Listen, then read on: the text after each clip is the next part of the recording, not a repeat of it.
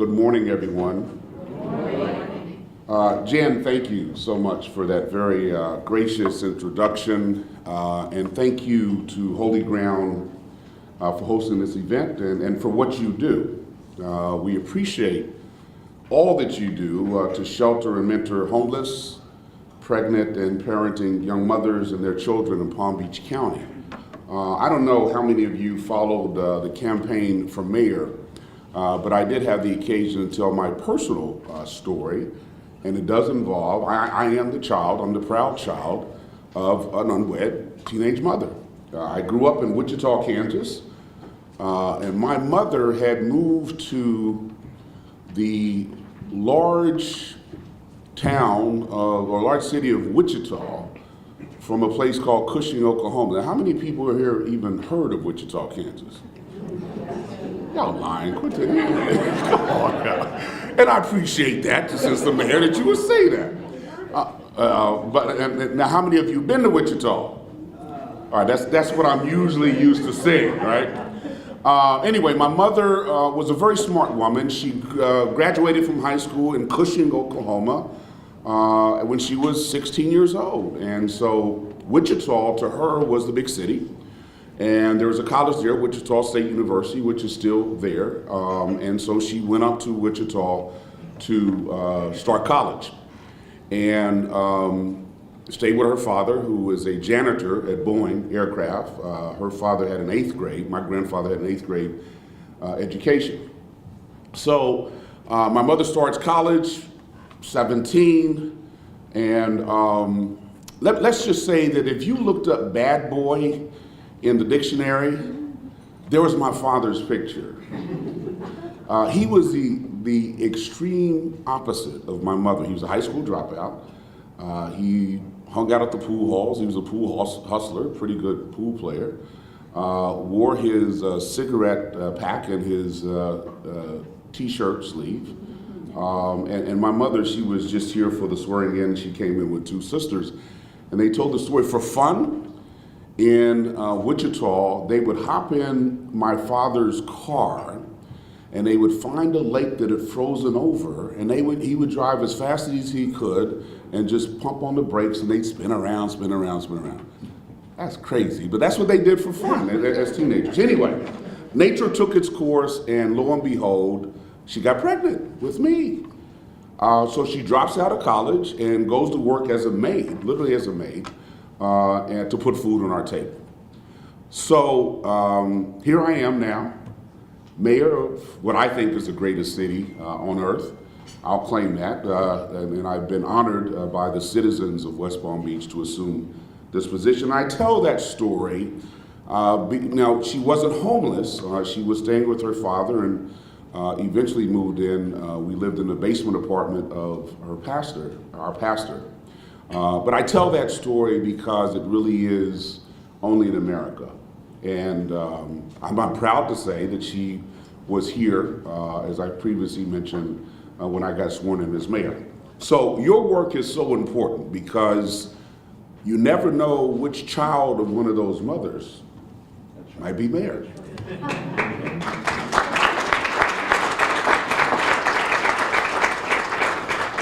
And as I look out over the crowd, I see some other dignitaries here. It's always a risk when you start naming names, but there are certain people that I do have to call out. Omari Hardy, who is the commissioner of Lake Worth. Thank you, Omari, for all that you do. Lake Worth Beach. Lake Worth Beach. James Green, I know he's supposed to be here. I thought I saw him. Anyway, for what he's doing at the county. Emily Gorman, for what she does with the adoptive family, and I see Jeff Coombs in the audience, who is a former West Palm Beach City Commissioner, former Palm Beach County Commissioner, and has done a tremendous amount of work in the area of providing affordable housing and homes to the homeless. And thanks to all of you for being here and representing so many faith-based and community organizations. There are a number of organizations that are here with whom the city partners, and we truly appreciate the collaboration and the ability to work with you to address the problems of homelessness and affordable housing. You know, our the faith-based community, and I grew up in the church, is so important and because it serves a need. And we appreciate what the faith-based community does to address the many challenges that local governments cannot address alone. The problems of homelessness, affordable housing require all hands on deck. And this audience, I know, will appreciate what Christ said in Matthew 25 when he instructed the disciples, "Inasmuch as ye have done it to one of the least of these, you have done it unto me." So thank you for caring for the least of us. Now, our keynote speaker, ladies and gentlemen, if you have not heard him speak, you are in for a treat. But Mr. Friedman, we certainly admire you for all that you have done in support of fair and affordable housing and civil rights. You are a legend, a true legend. And as a fellow lawyer, certainly not one worthy of doing this introduction even, but I just happen to be here, I guess. I want to applaud you for all of your great work on civil rights law, and thank you for being here, sir.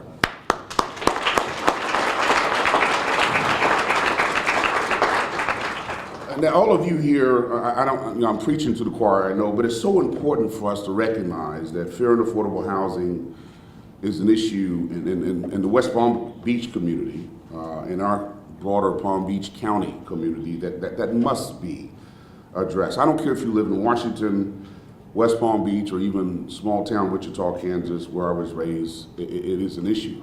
Another personal note, I moved down here in 1987. I was living in Philadelphia, practicing law in Philadelphia. And the first house that we bought in 1987 had a whites only clause in the deed. In 1987. Now, it wasn't enforceable, as the lawyers in here know, because of a case in New Jersey. It wasn't enforceable, but just to see that in writing, and I have it framed somewhere, and I've moved a couple of times since then, so I can't find it. You know how it is when you move, stuff is in boxes. But it was quite an eye-opening experience to see that. So there is still work to be done. We must continue to take action and never let up. As a city, a county, a state, a nation, we need to make sure that we are creating opportunities for affordable housing for all. And we have to make sure that the housing opportunities are available for all. And as was previously mentioned just a week ago today, and let me tell you, this journey of mayorship is quite interesting. Last week about this time, I was at the Brightline station shaking hands with Sir Richard Branson, okay? Only in America, right? A little country boy from Kansas is shaking hands with, and there's a picture somewhere, because when he found out I was mayor, he dropped to his knees and started shining my shoes. I said, really? So you never know where life's journey is going to take you, but when I was on the campaign trail, people would ask, what is your vision for the city? What is your vision? Ladies and gentlemen, my vision for West Palm Beach is very simple. I want to build a community of opportunity for all. That's it. Now, that covers a lot of territory. Thank you. We can take some applause there. That covers a lot of territory, but it capsulizes it in very simple words, a community of opportunity for all. So that covers the housing front, that covers the education front, certainly the employment front. But in essence, I just want to build a community where all of our residents, no matter creed, color, are able to lead happy, healthy, fulfilling lives. Now, I'm happy to say that West Palm Beach has been doing a lot, even prior to my assuming the reins of leadership. I'm proud to say that I was on the commission for 8 years before becoming mayor. So let me just cite a few statistics for you to show what our city has been doing. There's still work to do, don't get me wrong. We're building homes that people need so everyone has a safe, decent place to live. We continue to fight the battle against homelessness.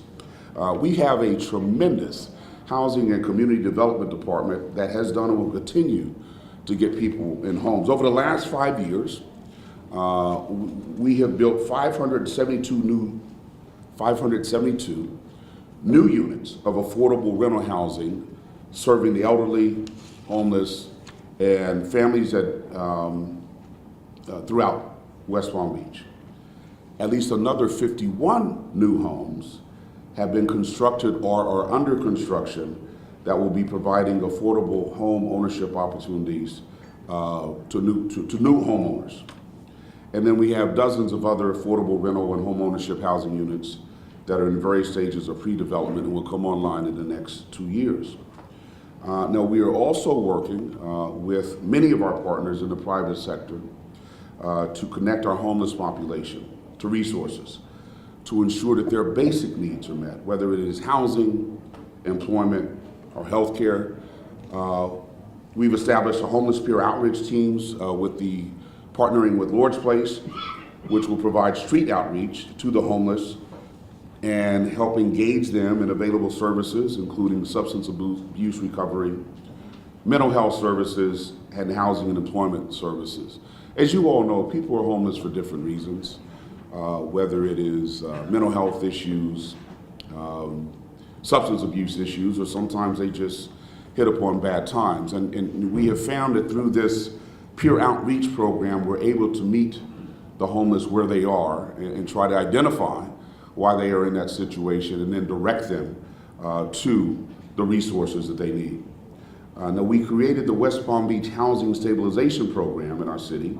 And what this does is we provide temporary rental and deposit assistance in amounts of up to $3,000 for those who are homeless or in danger of becoming homeless.